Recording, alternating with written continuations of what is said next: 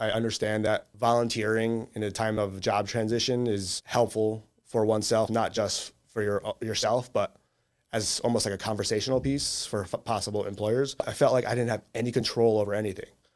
So I just, on a whim, utilized some of my advertising website background just to create a website, adding some simple contact information called iwanttomowyourlawn.com. Very straightforward. That's funny. You started a website out the gate rather than just A few days later, doing it maybe for a couple of people first and eventually you get around to a website. culmination of events between millions of people losing their jobs, older adults being vulnerable to the virus. In a parallel universe, I probably would not have made such a decision. I'd still be in my own world, commuting into New York City, living the high life, working for an advertising agency, commuting every day, versus leaning in and adapting to the times. I could have just stayed holed up and been depressed at home. But instead of just like out to my LinkedIn network that I'm looking for a job, can someone help me? Like asking for something. I wanted to add to some, because I tried to tune out social media for a while, just with all the bad news going on. But I wanted to contribute some way. I felt like I was still fully capable, like very big into going to the gym and staying active. And at that time, like gyms were in lockdown for a few months, so I wanted to do something active. So just mowing my own lawn was a form of therapy for me. So it made perfect sense as like social distant activity.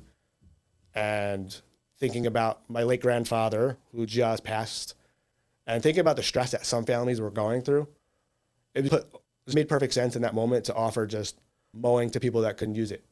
And so I put that on my website, posted it up on social media. And did you give out your phone number or just? I set up actually in that, before I have like business address, I had the website, but I also have like business phone number, just thinking ahead that I would probably get a gazillion phone calls. So no one was calling my personal cell phone. And that's still the same phone number we use to this day. It feels like a blur, but I feel like at the same time, like could at least get the word out. Because it was a win-win for all, right? I'm trying to like something good for humanity, do something for myself that made me feel good. I felt like that would also be a talking point for potential, again, this was when I didn't become a nonprofit yet. Like I had no visions, no plan, just to stay busy until I figured out the next step in my life, right? And I felt like I can speak to that advertising aspect for any potential employer that might come. So I did throw like link to like portfolio on that website at the time. It was like win for everyone with hopes that somebody would see it and consider reaching out. And I did hear from some people all the way for job opportunities from doing that specifically.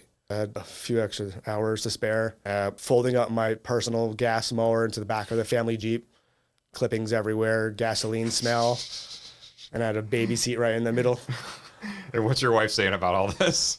Yeah, it can't go on for good. So I'm probably getting a car wash every week or so.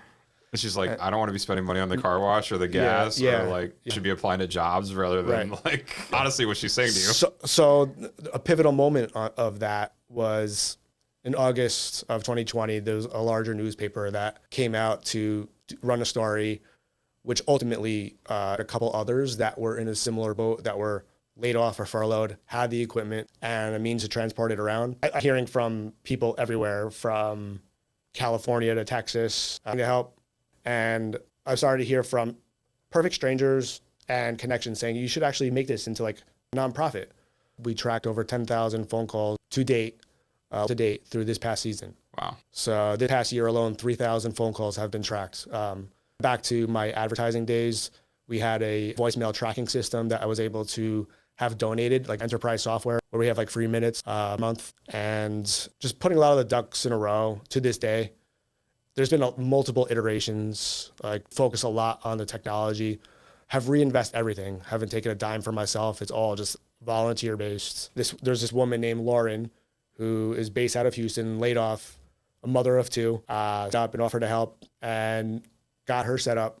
And I followed that same methodology I did with myself, just to generate leads in the Houston area, 65 and older, 5 miles, and built up like portfolio for this woman on her behalf with like set up a profile. This is all manual, by the way, like set up like profile for Lauren.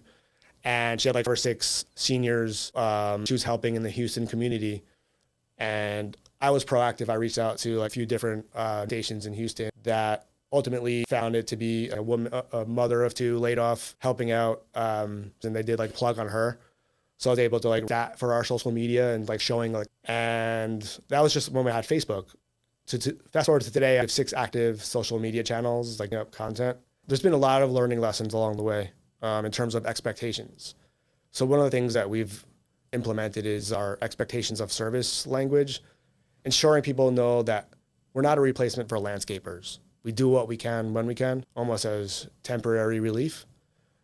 But there is exceptional cases where, again, we just provide the leads and provide volunteer accident insurance coverage to volunteers, being able to send yard signs to show neighbors like going on, like someone's there, out a tire through some of the funds raised, but ultimately just providing some ounce of relief. But there is exceptional cases where people have more time than others, retired, super active. I have some guys that are going around regularly logging, like if not hundreds of hours with dozens of regular repeat clients.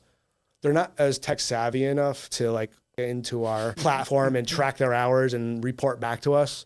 So we're doing the best we can to conservatively at least track the visits that are being made, but we've at least made strides with the technology, allowing for volunteers to log into our dashboard, add their hours, and talk about their experience, upload before and after photos.